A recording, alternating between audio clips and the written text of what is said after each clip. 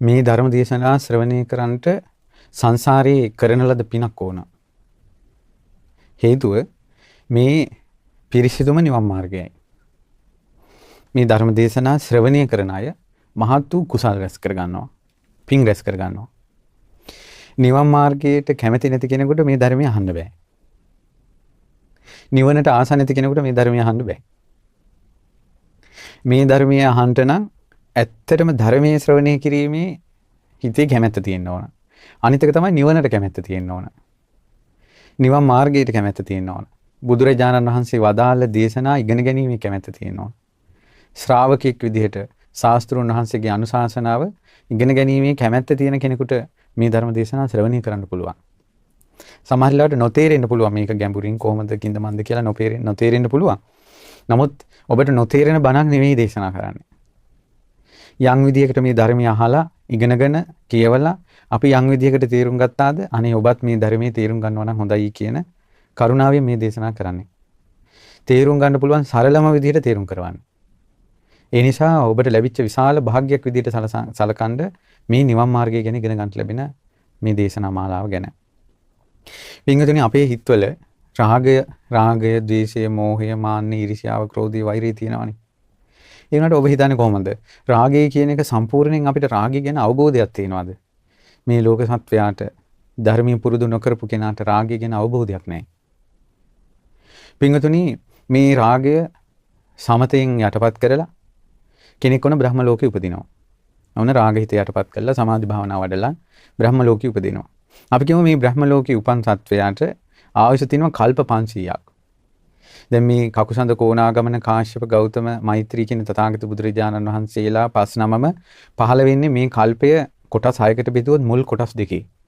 තව කොටස් 4ක් ඉතුරුව තියෙනවා. ඒ ඔක්කොම එක කල්පයක්.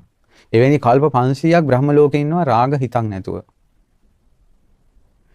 රාග සංඥාවක් නැතුව ඉඳලා මනුස්ස ලෝකයට ආවට පස්සේ මේ ඉන්න කරුණු යෙදෙනකොට අලු යට ගිනි පුපුරක් වගේ රාග ගින්න ඇවිස්සෙනවා. අවුරුදු ගණන් තරහා යන්නේ නැතුව ඉඳලා මේන් තරහ ඇවිස්සෙනවා. එතකොට කොයි වගේ කොහොම දෙයක්ද මේ රාගය කියන එක?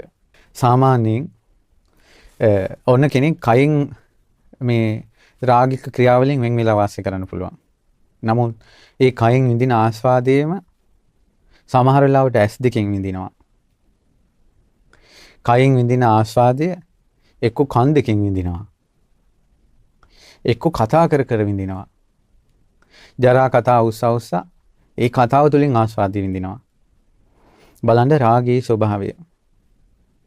ඉතින් ඒ නිසා අන් අය තුළ රාගය අවුස්ස රාග ආස්වාදය විඳිනවා. ඒතර මොකද්ද මේ රාගය කියලා කියන එක? මේකේ මූලික સિદ્ધාන්තය කොහොමද? ඊළඟට මේක සිතුවිල්ලක්නේ. රාග සිතුවිල්ල. ඒතර මේ රාග සිතුවිල්ල මේ සතර මහා ධාතුන්ගෙන් හටගත් රූපී පුරා පැතිරිලා යනවානේ. ඒතර හිතට රාගයක් ආපුවම කයින් ප්‍රකට වෙනවා. හිතට ද්වේෂයක් ආපුවම කයින් ප්‍රකට වෙනවා. ඊර්ෂ්‍යාවක් ආපුවම කයින් වචනෙන් ප්‍රකට වෙනවා. වචන වලින් නොදැනී යනවා ඊර්ෂ්‍යාව. එතකොට මේ රාග, ද්වේෂ, මෝහ, ඊර්ෂ්‍යා, ක්‍රෝධ, මද, මාන කොයි වගේ එකක්ද? බුදුරජාණන් වහන්සේ වදාලා මේ රාගය කියන එක පිරිසිඳ අවබෝධ කරන්ට නම්, පිරිසිඳ දකින්ට නම්, රාගය කියන එක නසන්ට නම්, රාගය කියන එක ප්‍රහාණය කරන්න නම්, රාගය කියන එක සේ කරන්න ඕනේ නම්, රාගය කියන එක වනසන්න ඕනේ නම්, රාගයට නොඇලෙන්න ඕනේ නම්, රාගය නිරුද්ධ කරන්න ඕනේ නම්, රාගය අත්හරින්න ඕනේ නම්, රාගය දුරු කරන්න ඕනේ නම් කාරණා 37ක් වඩන්න ඕන. ඒ වනාහි සත්‍තිස් බෝධිපාක්ෂික ධර්ම. සත්‍තිස් බෝපෙකි දහම්. බෝධිපාක්ෂික විධර්ම 37 වඩන්න ඕන කියනවා රාගය කියන එක තේරුම් ගන්න. එපමණක් නොවි.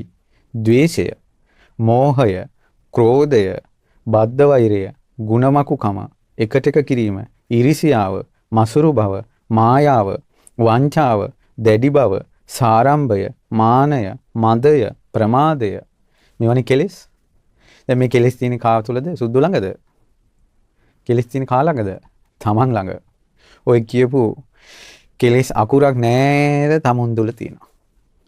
එක ඉස්පිල්ලක් පාපිල්ලක් නෑර තමන් තුල තියෙනවා. එතකොට මේ තියෙන කෙලෙසේ කොයි වගේද? කොහොම එකක්ද කියලා තේරුම් ගන්නටත් ඒ කෙලෙසි ප්‍රහාණය කරන්න, නිරුද්ධ කරන්න, අත්හරින්න, දුරින්ම දුරු කරන්න, ආය හට ගන්න නැති මට්ටමටපත් කරන්න නම් සත්‍තිස් බෝධිපාක්ෂික ධර්ම වඩන්න ඕනේ. එහෙනම් යම් දවසක අපේ හිතේ කෙලෙස් සම්පූර්ණයෙන්ම නැති වෙනවා නම් නැති වෙන්නේ මේ බෝධිපාක්ෂික ධර්ම 37 වැඩුවොත්. එහෙනම් මේ රාගය අපේ හිතෙන් දුරු නොවුනේ මන්ද? ද්වේෂය, iriසියාව, ක්‍රෝධය, මාන්නය, මදය, ප්‍රමාදය, වංචාව, සට කපට මායම්, ගුණමකුකම් මේ මිනිසුන්ගේ හිත් වලින් නැති නොවුනේ මන්ද? වැඩුවේ නැති නිසා. කුමක් වැඩුවේ නැති නිසාද? බෝධිපාක්ෂික ධර්ම 37 වැඩුවේ නැති නිසා. කෙලෙස් ප්‍රහාණය නොකලා කියන්නේ නිකෙලෙස් වෙන්නේ කොහොමද? නිවන් දකින්නේ කොහොමද? එහෙනම් අපිට නිවන අවබෝධ නොවුනේ මන්ද? මේ බෝධිපාක්ෂික ධර්ම 37 වැඩුවේ නැති නිසා. එහෙනම් නිවනට කැමති කෙනෙක් කොච්චර හොඳට නිවන් මාර්ගය ඉගෙන ගන්න ඕනේද? මේ මාර්ගය කොච්චර හොඳට ඉගෙන ගන්න ඕනේද?